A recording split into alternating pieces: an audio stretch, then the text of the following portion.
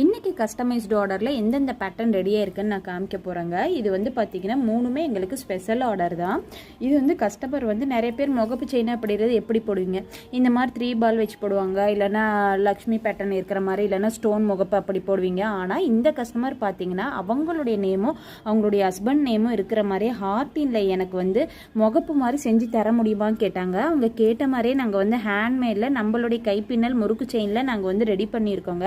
அதுவும் இல்லாமல் இதெல்லாம் பாருங்க, ஃபினிஷிங் எல்லாம் இந்த நேம்ல கூட ஃபுல்லுமே நாங்க வந்து கட்டிங் போட்டிருக்கோங்க. கோல்ட்ல நீங்க வாங்குனீங்கன்னா எந்த மாதிரி இருக்குமோ அந்த மாதிரி ஒரு சின்ன சின்ன விஷயத்தையும் நுணுக்கமா பார்த்து நாங்க செஞ்சிட்டு இருக்கோம்.